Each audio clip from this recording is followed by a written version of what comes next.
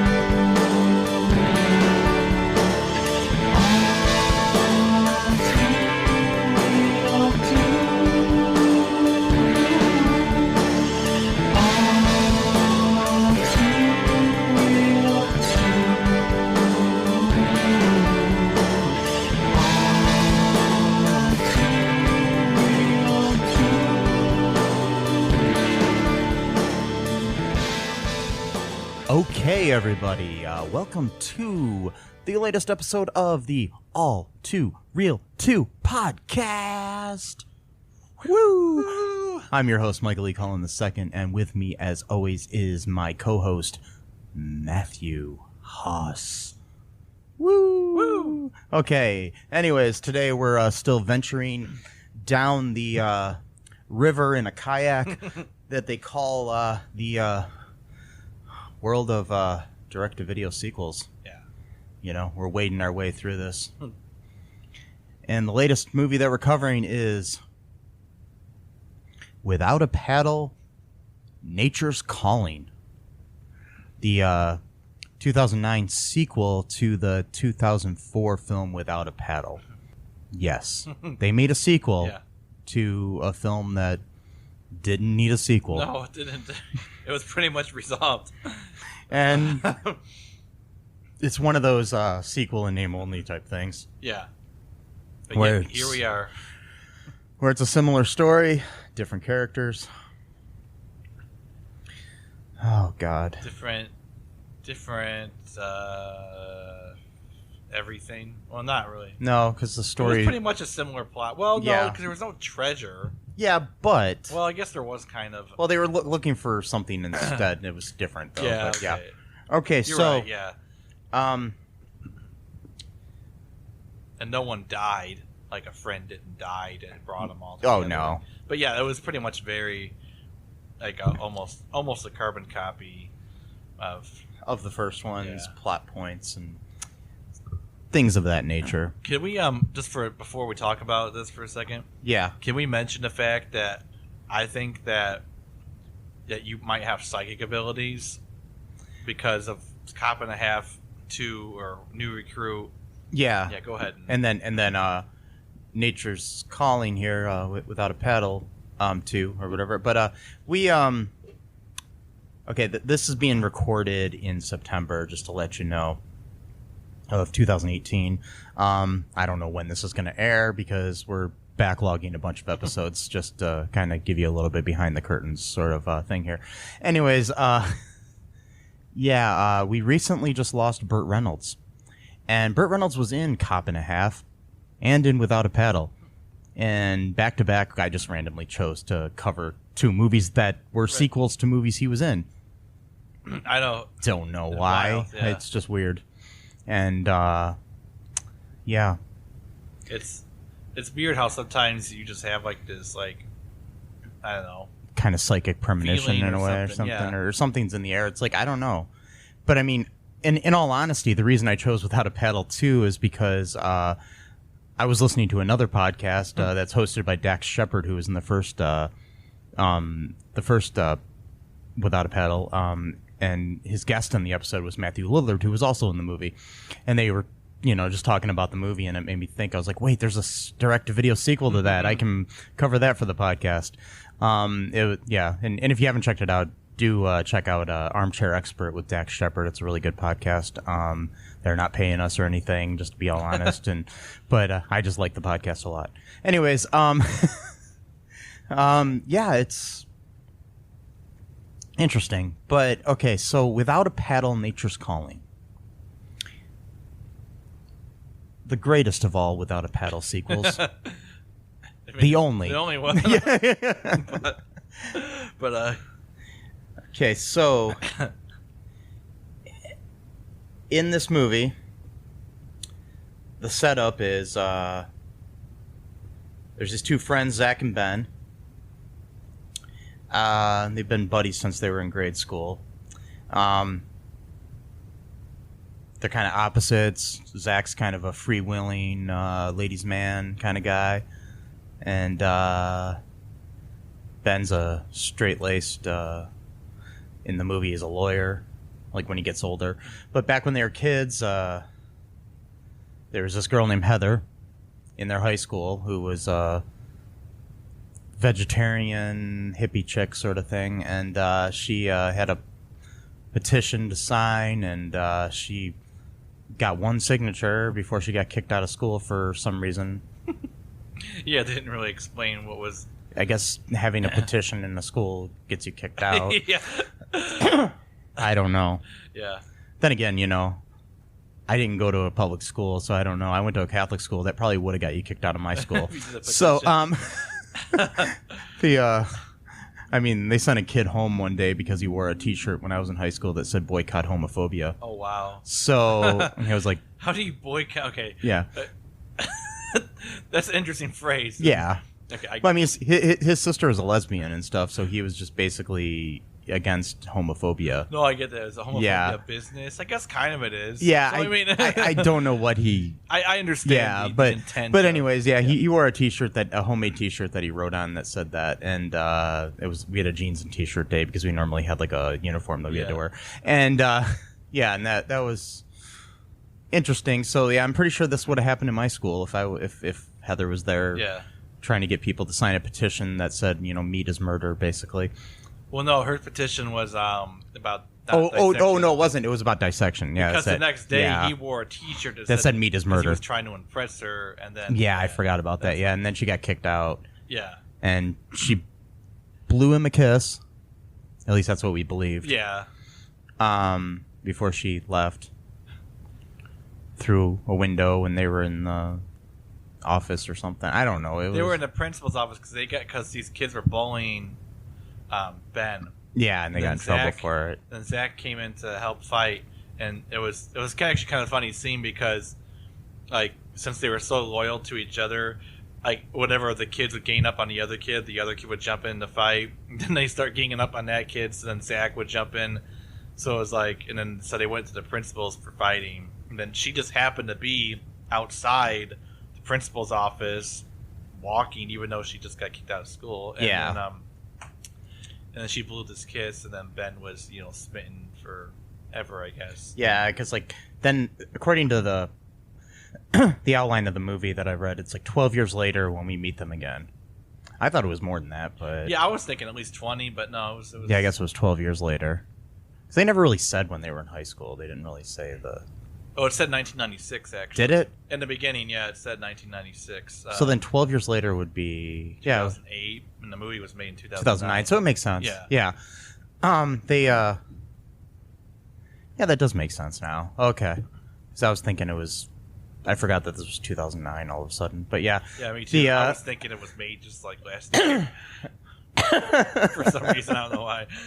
Yeah, so anyways, when we meet them again, Ben's like a corporate lawyer or something, and he's all stressed out, and Zach's a nurse at a nursing home. And there's this old lady there who is dying. I'm skipping over some things, but whatever. They're not important. Much. Yeah, and she wants Zach to help find her granddaughter so she can get the inheritance from her coffee maker. Wants to leave her a coffee maker. Right. We'll get into that a little bit. Yeah, we'll get into that. Yeah, I mean, I assume everybody that's listening to this has seen this wonderful film. Oh, yeah. It was so popular when it came out. I mean, it was like... Anyways, so this old lady's step grandson has been visiting her, and for some reason, he's British, and he's British too for some reason, which is funny because actually the actor who plays Ben is British as well in real life, but he plays an American in this movie. Anyways, which I found out recently, and I thought that was kind of interesting. Yeah, it's pretty interesting. He did a really good American accent. He did. He looks so familiar too. Like I've seen him and stuff. Like he's like in the movie I Love You, Beth Cooper. He's in Mr. Woodcock. He was I think he wasn't I Love You. No, maybe he wasn't. I don't know. I'm trying to remember. Let me look him up. His name is Oliver James, and he was in. Maybe I'm wrong about that. He was in the Hilary Duff movie Raise Your Voice. He was in the Amanda Bynes movie What a Girl Wants. I haven't seen either of those. No. He was in strike what I said earlier about the other movies he was in because I was reading the wrong thing. Yeah, he's not really been in a lot of stuff. Yeah, just familiar face, that's all. Yeah, he hasn't acted since 2012, according to the Internet Movie Database. Maybe this movie kind of took a lot out of him. Yeah. Well, that was 3 years later, so he's still... Yeah. After that, he did a TV movie called Roadkill. He did a TV movie called Black Forest, and then he did a documentary series. I don't know what he did on that. Maybe they reenactments or something like that called Dark Matters Twisted But True. But I guess he does a lot of theater in Great Britain, from what I've heard. Okay. So, anyways, back to the plot. Yeah. So, what happens next here, Matt? Do you remember? Yeah. Zach kind of has a close relationship with this patient of his. He's, worried that she's not going to have much time left, and so he visits her, and that's when she asks, pretty much begs him to, find her granddaughter. And so that's when he calls up, where he actually shows up to Ben's work at saying that, there was their high school principal. Yeah. The guy's like, what's the high school principal doing here? And then it turns out it's him, and then Zach kind of makes like a jab, like, oh, you wouldn't come if you said it was me, type of thing, because he's been kind of like neglecting their friendship for a long time because of being overworked and stuff like that. Yeah. Which is still not really an excuse, in my opinion. I mean, I know that's the one that everyone makes, but it's like, if you're really, really, really care about someone, you'll make some time. But I mean, even if it's just a few minutes. But anyway, so life happens though. It does, but because I know we've lost touch in the past, Matt, being best friends and stuff at times. But not 12 years worth. No, maybe a few months. Or, but yeah. Anyway, so he shows them the picture or the file, and it's revealed that this woman's granddaughter is Heather, that girl from high school that he knew. Of course she is. For like one, I knew that exactly. Even before that, she even said, like, "Oh, I got this granddaughter." I'm like, "It's Heather. I know it is." Oh yeah, it has to be. There has to be a reasoning. Yeah, and then he agrees to go after Zach is kind of really laying it on thick, like, aren't you still obsessed with her? Blah blah blah. All right, fine. So they're gonna go on this. Zach's hoping this is gonna be like a bonding experience to finally like rekindle their friendship or whatever.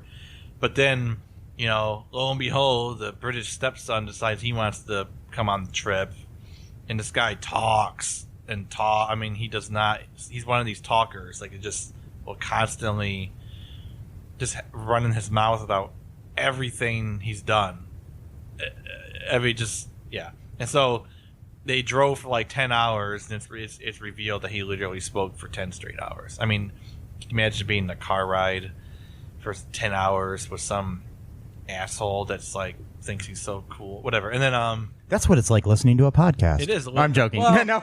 It's a little bit because there's more than one person talking though. Not always. And this guy, okay. The ones I listen to, at least there's 2 or 3 people, or at least. Anyway, so they go to they like make a pit stop to like go to the bathroom or get some supplies, and like kind of near the area where she was last known to be in state of Oregon. And they go to this bar, and I'm pretty sure sometimes I think someone looks like someone else, and it turns out that's not. But I'm pretty sure one of the guys was played by Nick Kroll, if I'm not mistaken. He looked like Nick Kroll. I don't know. Was not Nick Kroll. It wasn't. No. Okay, all right. It looked to me. He looked like him a little bit, but and it's like basically like your stereotypical like Deliverance type bar, like a bunch of these, we don't take comedy, the city folk kind of people, whatever, and like, they talk about, oh, we're looking for this person, blah blah blah, and then the bartender's like, oh well, they were last seen in the woods and they're probably dead. Why dead, you say, blah blah. Oh, it's because everyone who goes to these woods dies, so it's kind of like one of these Dr. Satan type, well, that's kind of a weird example because that movie's based on like killing people, but whatever. Dr. Satan from House of a Thousand Corpses. Oh, okay. It's been ages since I've seen that movie. I was like, who's Dr. Satan? Dr. Satan was this made up character. Yeah. Sorry, I know it's a rant here, tangent. I'm in a weird mood. Dr. Satan was this. Go ahead. No, go ahead. Oh, Dr. Satan was a mythical character based on this town, I think it's like in Georgia or Texas, in the movie House of a Thousand Corpses, and one of our favorite actors, Rainn Wilson, played in this movie, and he meets a terrible demise in that movie. Oh yeah. But anyway, they're like these like college kids that are like doing research on like a book for like just like travel things, like weird things you can see when you travel the country, like go to this place to see some wacky stuff or whatever. So they end up going to this gas station that's run by this guy named Captain Spaulding, and like he has like this weird thing called like the murder ride that you can go on where he tells scary stories or whatever. And one of them was Dr. Satan, about like he was like this crazy doctor or whatever and killed a bunch of people.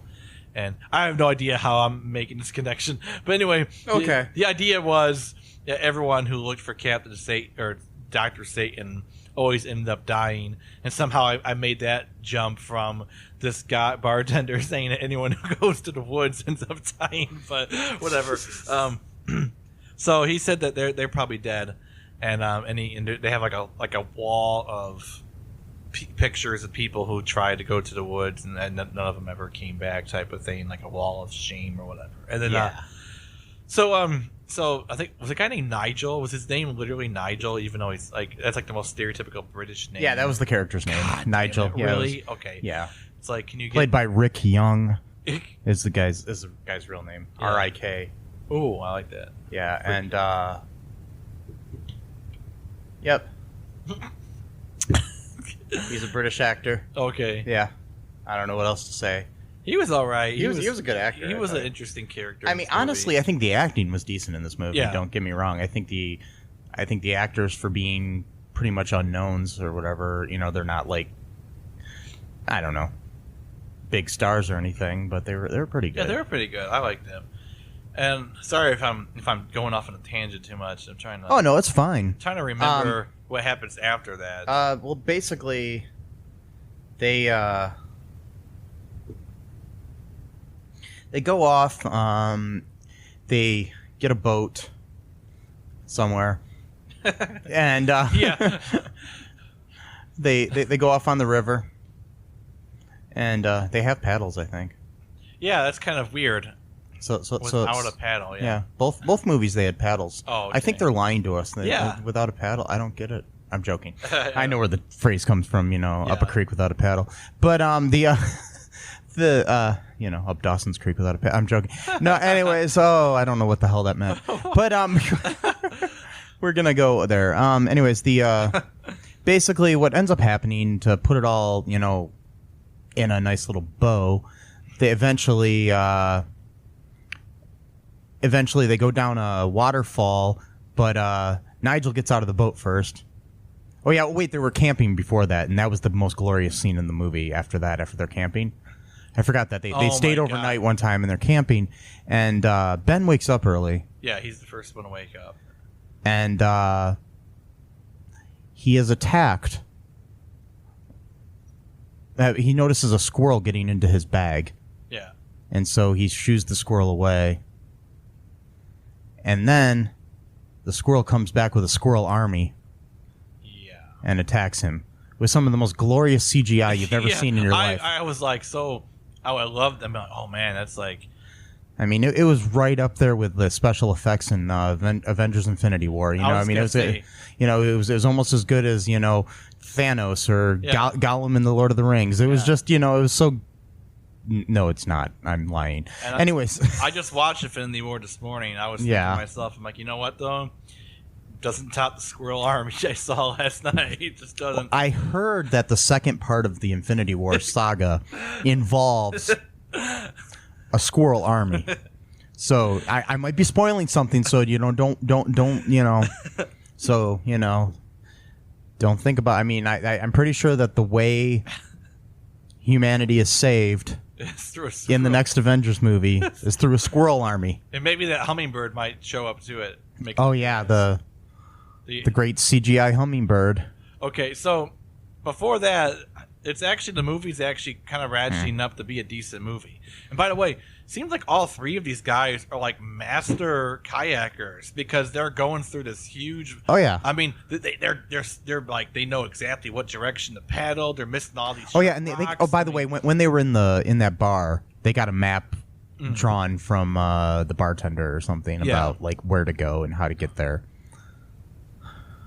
How to get to the woods where the woods where they know Heather was last seen. How do they know that? Anyway, whatever. Then. Oh no, the guys in the bar told them. Oh, okay. Because they showed a picture of her to see if. Oh, okay. Yeah, because they said that but she went by the name Earthchild or something. Yeah. Yeah, and Thunderstorm or something like that.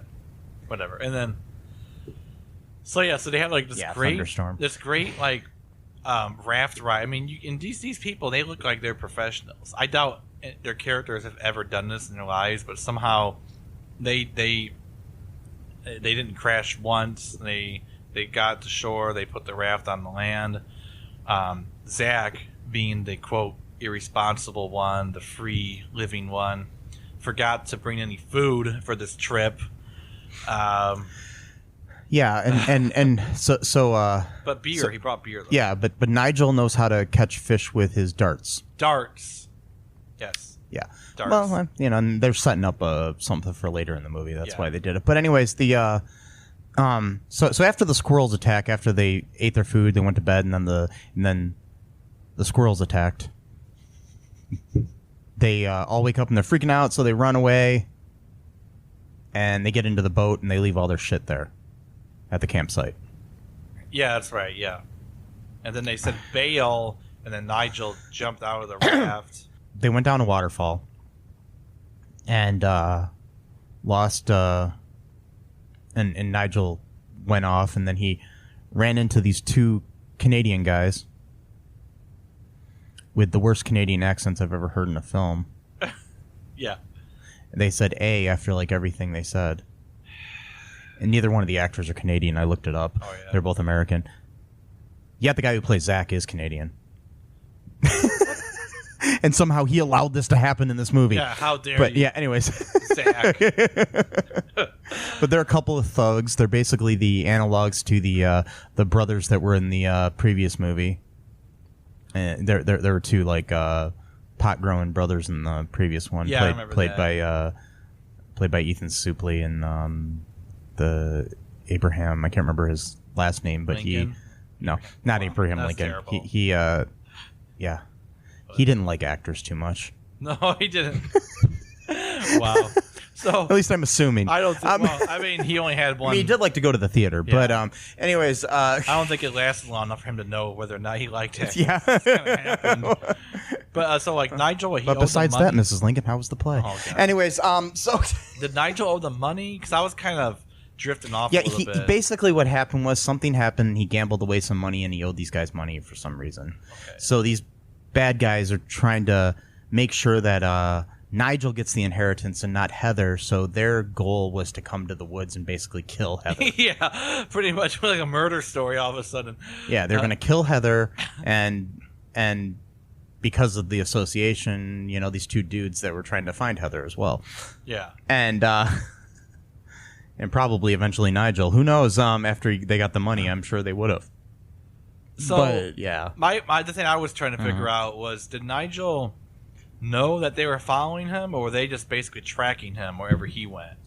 I think they were tracking him, and he didn't know, and then ran into them. I don't know. They didn't really say. They didn't say. Yeah, since he kind of skipped off though on his own. Yeah, you kind of assume maybe he knew they were there. Knew they were coming? I don't know. I don't know. It was because he ran away from them once he saw them. So it was kind of vague. It is vague. It was kind of And but basically, then eventually the dudes, the two other dudes, Ben and Zach, find this treehouse and run into Heather, and who's now named Earthchild, and then her roommate or whatever, and her friend Thunderstorm. I don't think we got her original real name. No, we didn't. So okay. So yeah, and she's of course they're like the two hottest women ever type thing. And, and they live up in they all live in a treehouse. The treehouse is amazing, by the way. Yeah, it is. It's like better than the George Jungle one. Oh yeah, I was gonna say it reminded me of the George of the Jungle one, but better. It's better, yeah. Yeah. I was like, I could live up here. Like, this is pretty sweet. I'm sensing kind of connections here between all the movies we're watching. We got this. I know. I think they kind of borrow off of each other. Yeah. I always noticed too that the actors always are. A lot of them are Canadian. I've noticed. Well, a lot of these movies are filmed in Canada. That's probably why. Cheaper? Yeah, it's cheaper to film in like Vancouver or Toronto or something. But but I think this one was actually shot somewhere in the Northwest, whereas the first Without a Paddle took place in the Northwest, but was shot in New Zealand. Oh wow. Yeah. Anyways, just randomness in my head. In the magical world of Hoth, there are wizards, there are sorcerers, and there are magi. And none of them know what they're doing. That's how the best spells are discovered. Throw it at the wall and read the tea leaves. Or scorch marks. Witness the wonders of magic, science, and property damage in a radio drama of phantasmical proportions. Face my mastery over the elements! Magus Ilgar. Now available for download wherever audiobooks are sold. Listen to the first 3 episodes for free on YouTube.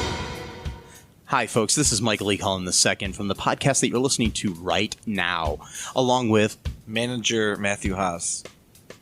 You got promoted? Yes. Damn it.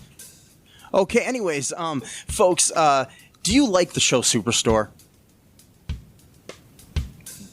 I don't know. I asked the folks and nobody's answering me. Because they're not here. Oh, but we love damn it. Yeah, we love it, though. Okay, folks, if you like it as much as we do, you're really going to like the Super Story podcast, which is a podcast where Matthew and I go episode by episode and give our little opinions and thoughts on it. Sometimes we have guests, sometimes we don't.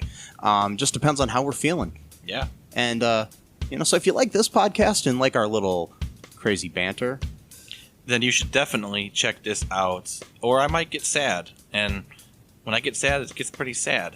Yeah, so I can't deal with him when he's sad. Yeah, no one can really. So yeah. So check out Super Story Podcast right here where you get this podcast, Super Story Podcast. I don't know. So anyways, they find them, and Ben is trying to tell Heather that he likes her, blah blah blah, kind of implying that or whatever, but she's very smitten with Zach. Yeah, like as soon as they got there, Ben was like, hey, don't you remember me? I signed your petition. And you think, like, at first because her eyes get all like oh, but then she goes Zach Powell, like she remembers Zach, and so then sorry I didn't mean to interrupt, but keep going. Remember that part. Yeah. But okay, here's a little side note here. Oh yeah. Okay, this is something that bothers me. Okay. Oliver James, who plays Ben, was born June 1st, 1980.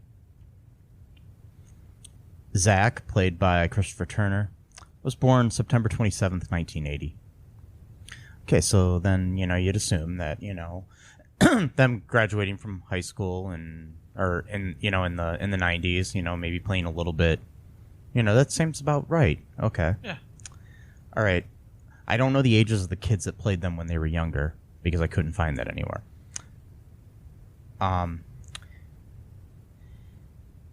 Madison Bontempo, who was the younger Heather, was born December 20th, 1991.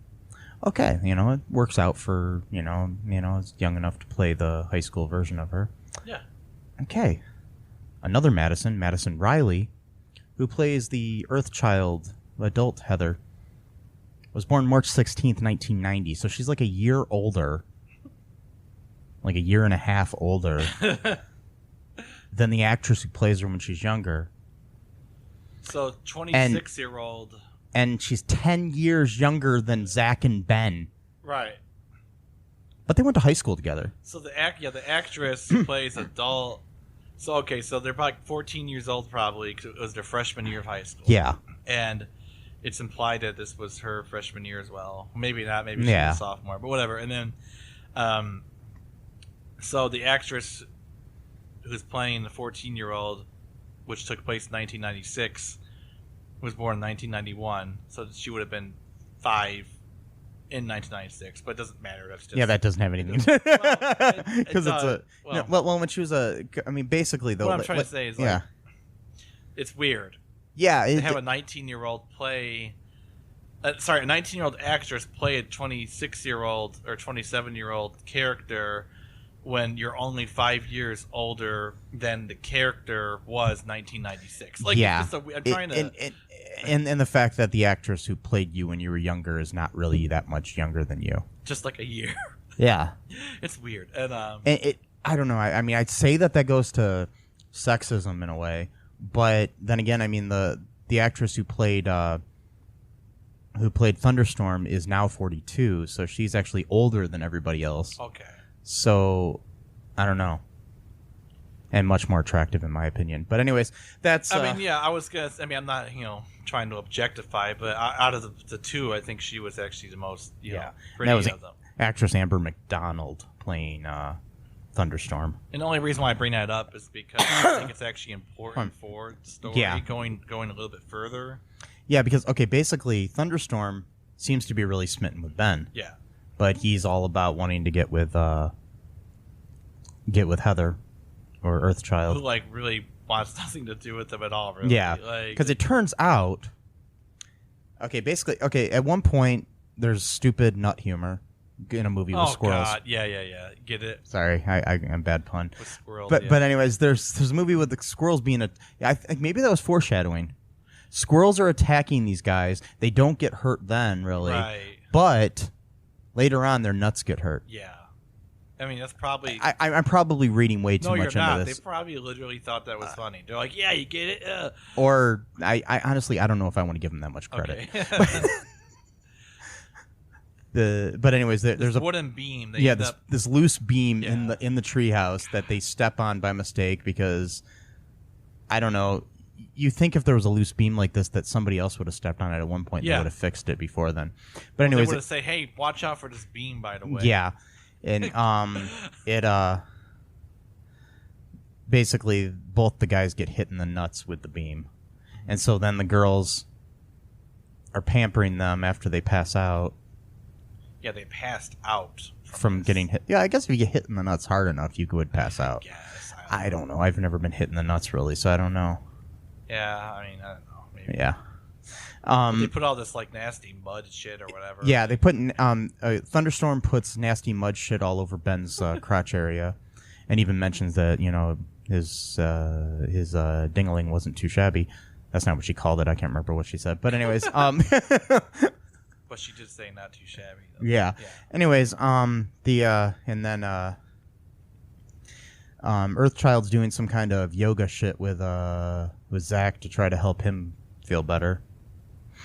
And it looks like they're about to have sex almost when Ben walks in on them after he walks away from a very horny thunderstorm, I guess you could say. She's trying to get with him. I mean, yeah, she was laying it on really, really thick. Yeah, she was trying to kiss him, and right before they kissed, he kind of walks away because he's a fucking idiot. Because he's an idiot, and he's obsessed with Heather. He's been obsessed with her for 12 years. Okay, and here's the weird thing about that. So, this is a guy who literally had one solitary conversation about 30 seconds long with this girl when he was a freshman in high school. And then she ostensibly blew him a kiss after they got in a fight and they were sent to the principal's office. And by the way, the principal's last name was Lipschitz. Get it? Stupid, name to make it not stupid, but to them it was supposed to be funny. Yeah, probably. And then whatever. And then and so because of that one blown kiss, he's basically been like holding on to that for like all of his life, like. Yeah. And it wasn't even a kiss on the lips. It was a blow kiss. But now he's got an extremely attractive woman who probably hasn't seen a man in years. Who's interested who's heterosexual and is very, very, very, very much attracted to this person. So the sex is going to be like super, super hot. And she used to be a lawyer as well. Yeah, so they already have like stuff in common about like their lives, so they can actually talk about things together, not just fool around, but actually have conversations. It's like... But then he's like, no thanks, I'm going to go to this woman that I don't even know. Whatever. It's like I'm trying to remember, like, there were girls I was attracted to in high school, but I don't even remember half of them that I know I was attracted to girls, but it's like even the ones I dated, I don't really think about much anymore now. Yeah. And, I mean, once in a while they'll pop into my mind if I remember something about them, but the thing is, it's like I don't harbor feelings like 12 years later for people. I don't know. Who knows? But it's just a part of the plot to keep it going on. Yeah. Anywho,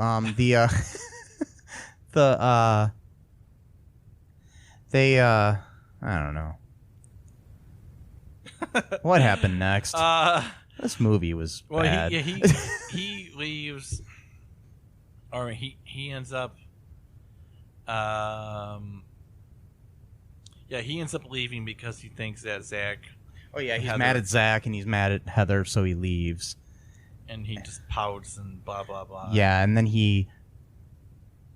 how'd he end up in a cabin? I think he got hurt or something. Well, or he's like huffing and puffing, so he's not really being careful what he's doing. He's just he's all steamed up, so he's just marching, being mad.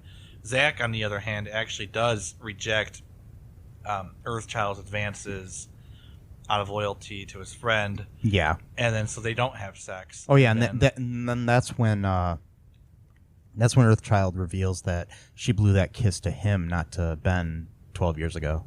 Right, so then she says, well, it really wouldn't be disloyalty because it was just, an all misunderstanding. Yeah. But even Zach doesn't take that he doesn't use that as an excuse either. Well, he's all about the, bro code and bros before hoes. Well, plus too, because he's been trying to get in touch with them for like probably a couple of years, and so he doesn't want to, make any mistake that would then drive him away further, So Ben is, he's all huffing and puffing, not like the big bad wolf, but he's just, that was bad. Yeah. And he ends up, I think he ends up like getting hit by a squirrel again or some bullshit. So then he ends up in a cabin with this guy with a beard, whose name I don't even want to say it. Is Hal Gore. And he's supposedly the brother of Al Gore. That's what he kind of implied. He's got a beard. And he's black. And he's played by... football star Jerry Rice. who's obviously honestly the most famous person in this movie. Yeah, he is. He's the most well-known person in the whole cast. Yes. And he has like 5 minutes in the movie, and then he's been doing research on squirrels for years about their farting or something. Yeah, he thinks that the farts of squirrels is what's causing the ozone collapse or something. I don't know. It's such a stupid beat. And then when Ben mentions that something about how people have been saying the same thing about cows, he's just like blown away, like all my work is pointless now. Oh, I wasted all these years in the cabin. It's like, and then and then he makes some comment about how even Tipper Gore was his girlfriend before Al stole her from him or whatever. It's like, what the fuck? And he has Nigel's big. Nigel had a big suitcase full of crap. Oh yeah, and he got it. Champagne and wine. And Nair for men. Yeah, Nair.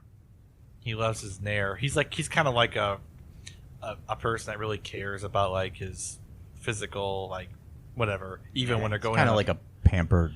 He's like a pampered dude, posh sort of guy. And it's like even when they're going on like a rugged trip, he wants to still have these kind of like creature comforts. It's like, dude, but apparently he's really, really good at making trout because they ate that shit up. So, and I don't even think they had spices. So I'm not sure what made the trout so good just by cooking it, but I guess so. And then, well, I guess when you're hungry, it doesn't matter. Yeah, I mean that's true. Yeah.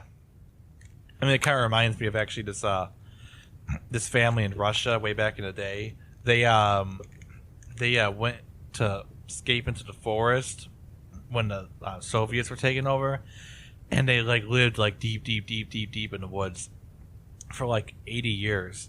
Like, I mean, it was a long time, and they just caught their own food and everything. And they were finally discovered like in 2003 or something, and they interviewed the people or whatever, and the one guy said, he's like do you miss anything from like your old life, like in civilization? He says, the one thing I miss is salt. Because they couldn't find any salt to put on their food. Like, that's the one thing I miss. Wow. It was salt, like, because they caught their own food and everything, and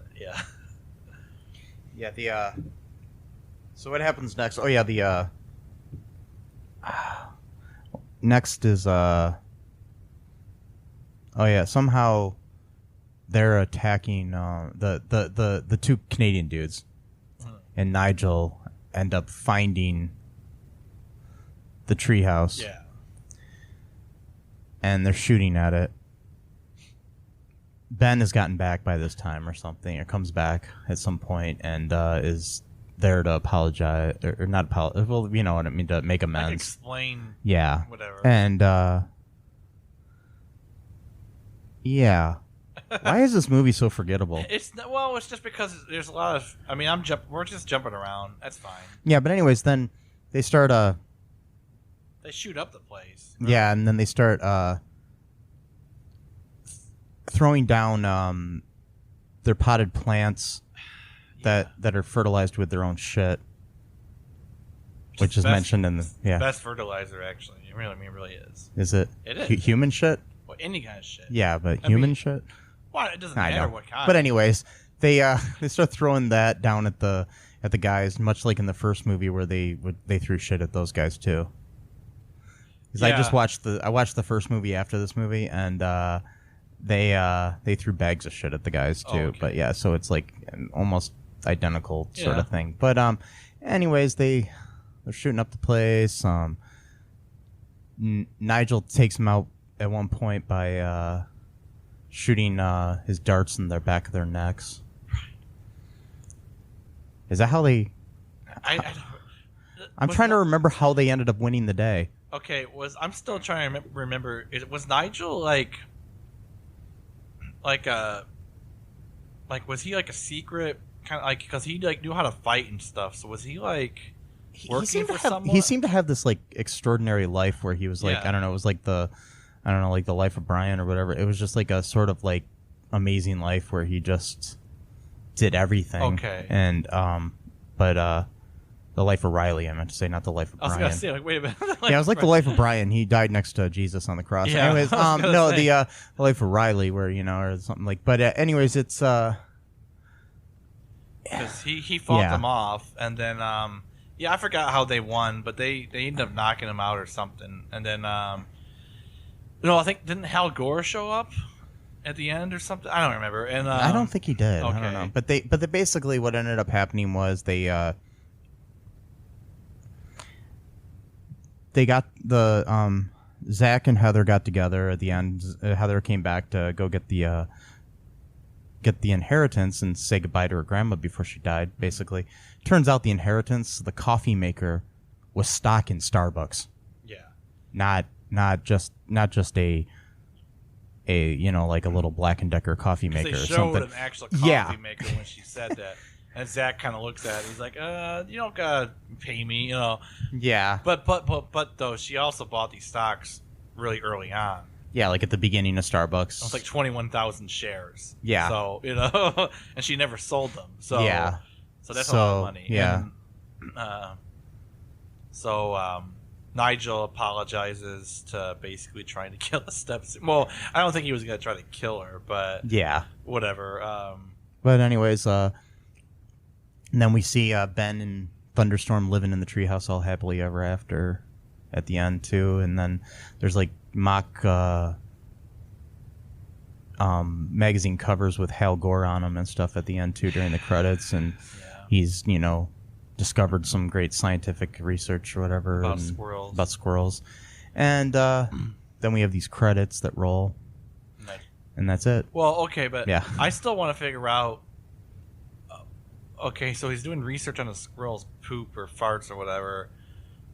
How do they form an army? Like, what? I don't understand the consciousness raising that a squirrel knows how to hold knives and form an army of other squirrels to attack people. I don't get that part. I don't think the filmmakers did either. I mean, they just threw that in there. It was so weird. Like even like when it was rummaging through his bag, it seemed like it had a little bit too much consciousness about what it was taking. Like it was like it was a squirrel out of like a Disney or a Pixar movie or something, not a real squirrel. Like it was like like a sentient, like I don't know, like a self-aware squirrel. Yeah, who like it just, knew too much. like human, like to I don't know, anthropomorphized or whatever that word is. I can't say. Yeah, I think it's anthropomorphic. Yeah. Yeah. And, anyways, but. Yeah, I think what it was is that it was cheaper to do this CGI than it was to get like real animals trained. Yeah. Because like in the first movie, they in the first Without a Paddle, they had like a bunch of scenes with Bart the bear. That's the actual bear's name that was in that movie. Okay. But yeah, the bear ends up like which was a different type of bear than would be native to the Northwest Territory of the United States. But anyways, maybe someone dropped them off. I don't know. Like, I can't take care of you anymore. Just live here. No. Yeah, but they I don't know. They did I don't know. I guess they were just trying to make up for the fact that they didn't have a bear. So they had to have a bunch of like 1,000 fake squirrels with because like with these direct-to-video sequels in name only, you have to hit all the plot points usually. Not all the time. I mean, because some of them don't do that. Like honestly, I mean, like Cop and a Half New Recruit, which we talked about before, actually had an original plot that had nothing to do really with the first movie. Yeah. Our movie wasn't similar really at all. I mean, except for the young kid and the cop. And those CGI drones, man, they were just as good as those squirrels, man. But a little bit more realistic, honestly. But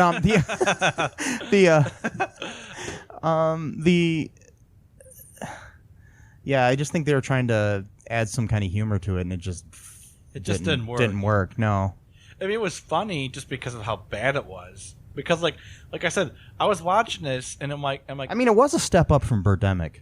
Yeah, well, I think Birdemic is from the birds in Birdemic, so bad at least. that it's good. Yeah. Like, why did the birds attack? I love that. Yeah. Anyway, so maybe the name of this movie should have been "Why Did the Squirrels Attack?" Yeah, I was gonna say that earlier, and I forgot actually. But before that, the movie is like shaping up to be like a normal, like buddy movie, like a real, like something that was somewhat realistic. Yeah, because I'm like, okay, they go on this raft thing. Of course, they're a little bit too good at that, but whatever. Yeah, but I mean, it's everything but the squirrels, and then there was a CGI hummingbird at one point. Okay, that's the other thing. So why? I guess. Well, okay, I can understand the squirrel thing being cost less or whatever, but why were they forming an army and attacking people? Because the bear in the first movie didn't have a vendetta against humankind. Like, no, it just was feeling to sleep threatened with the guy. So and then he ended up like, basically spooning with Seth Green's character. Yeah, it's. But these squirrels almost have like a vendetta against human. It's like the human race. So I don't know. I mean, maybe it's all the loggers that were coming into the area. See, but that's what I'm thinking. Like, okay, because the hummingbird was doing the same thing. The hummingbird. Sorry, I keep like interjecting here. Oh no, that's fine. I'm getting like that's what this is for, man. I'm getting all hyper now. But like, okay, so like even the hummingbird is like constantly like trying to attack Ben when he's like trying to reveal his feelings for Earthchild, and it's like why? And it reminded me of that Ben Fraser movie. Brendan Fraser? Sorry, Brendan. Yeah, Brendan. I don't know. I kept saying Ben Fraser. I was like Brendan Fraser movie, where he's basically like president of a company that's or whatever is gonna deforest all this land, so the animals are like attacking him because they know that their home is gonna be demolished. But so did they see that movie or that movie even come out yet? I'm not even sure if that movie even came out yet. And trying to like mix two different plots together, like a B plot, like okay, let's do this deforestation plot from that Brendan Fraser movie, and yeah, I don't know what they were doing. It's hard to say. They were just, I think, trying to find some kind of humor in this, and the fact that the animals wanted to attack humanity or something. Funny, I guess. I don't know what they are trying to make a message. Whatever.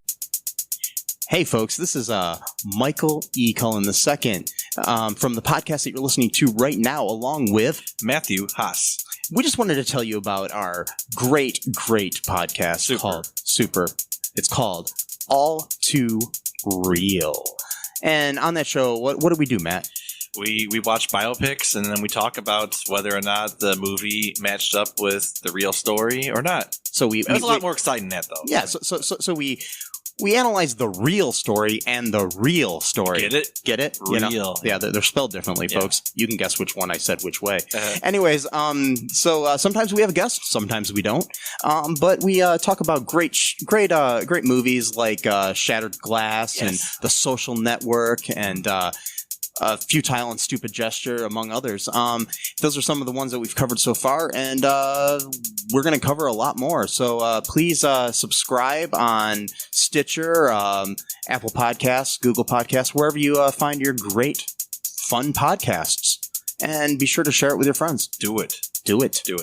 And make sure you're not afraid to get all too real. Bye-bye. My head hurts now. Anyway, so that was my one question. And also, too, we're kind of jumping like around a little, but that's fine. But like the beginning, though, I wanted to say something about the very beginning of that movie, like or when the first credits start rolling.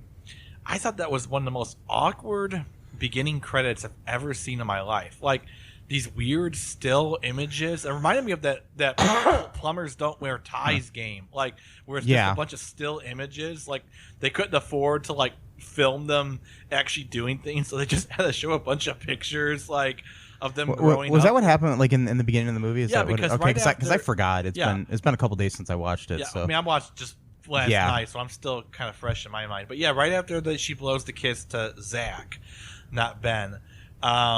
Then the credits start. The beginning credits start to roll, and it basically shows like Ben and Zach kind of like growing up together, like being like hanging out or whatever, and they're getting older. But it's just like these still pictures, and it's like in this weird like format collage, like you got from like Windows Movie Maker. I don't know. I mean, I guess it's just a standard sort of thing to show the passage of time. I mean, you could do some kind of video, but I mean, maybe they were just trying to make it seem like it was a photo album. I know, but even that, it just looked weird. Like the pictures. It was cheaply done. Like they're all taken on the same day, even though they're supposed to be like passage of time. Oh yeah. But anyway, but then they're playing that song from the 90s that was like really, really popular back in the day. like wherever you go, I'll find you. Yeah. I'm not sure if that's the lyrics or not, but it's Yeah. I think it's like a Gin Blossom song from like the 90s or something like that. But anyway, they're playing that. Oh song. yeah, it was. It's like wherever It was, you I'll go. follow you down. Or follow you, yeah. Yeah, by it was Gin Blossoms. Yeah, It's a good song, but it was kind of like a weird. I mean, I guess since that was the 90s, maybe they were trying to do I don't know, whatever. And then but yeah, that part was kind of just odd, strange to me, and it kind of shows too, like Ben kind of slowly like drifting apart, like from the friendship because Ben wanted to be like a civil rights lawyer, but he kind of got wrapped up in like the corporate stuff. Like his boss, boss would never let him do the trials he wanted to do. It's the standard, you know. I want to save the world, but then I need money, sort of thing. Yeah.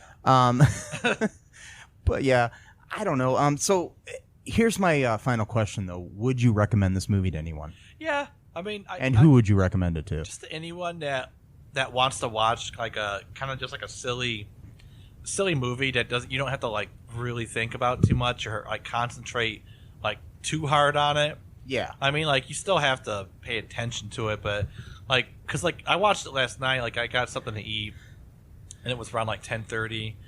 And I put it on. I'm like, yeah, this is kind of fun just to watch. Like, yeah, I mean, it actually honestly took me a couple sittings to watch it.